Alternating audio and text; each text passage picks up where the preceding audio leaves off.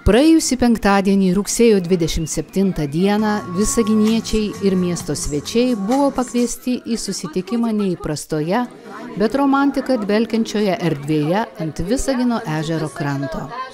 Jauniausias Lietuvos miestas Visaginas kitąmet švęs 50 metų jubiliejų, tad šis renginys tapo būsimos šventės preliudija.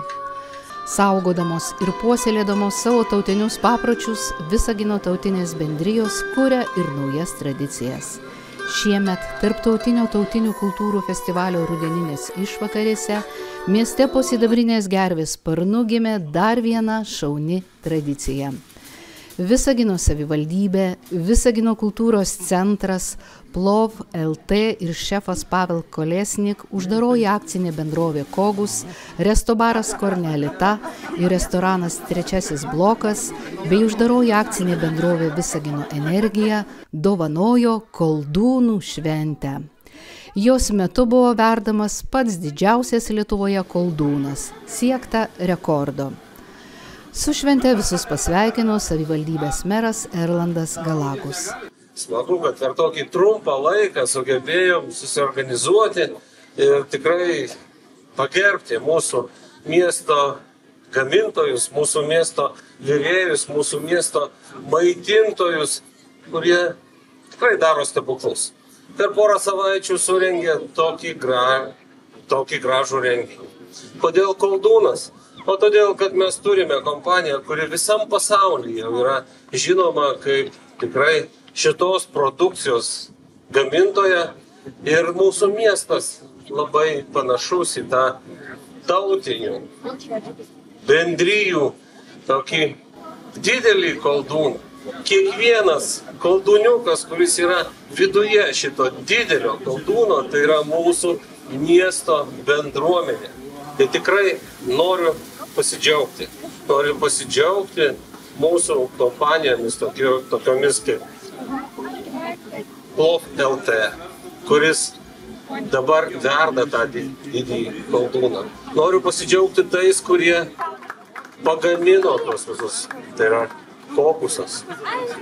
Kogus kompanija. Noriu pasidžiaugti mūsų trečiojo bloko restorano specialistais, kurie aptarnauja mūsų Kornelita, kuri priėmė mūsų, teikė šitą sceną, taip pat pavaišins jūs visais gaminiais, kuriuos jie gali paduoti geriausius. Ir aišku, kultūros centras, mūsų administracijos darbuotojai. Visai šitai šventai, visai šitai organizacijai reikėjo maždaug 2 savaičių, kad visi bendrai kartu galėtumėm padaryti didžiausią gal tikrai Lietuvoje, o gal net ir pasaulyje koldūną. Kol vyko šio patiekalo virimo procesas, renginio vedėjos išsamei pristatė koldūnų atsiradimo ir raidos istoriją. O Visagino kūrybos ir menų akademijos auklėtiniai bei jų pedagogai maloniai pakvietė praleisti valandą drauge. Skambėjo įvairiausių Visagine gyvenančių tautų muzika ir dainos. Scenoje pasirodė vieni talentingiausių mūsų akademijos atlikėjų.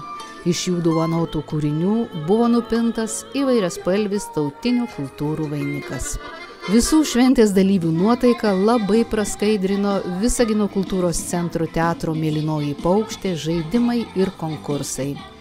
Ir su malonumu tenka pripažinti, jog didžiausio Lietuvoje koldūno rekordas Visagine pasiektas.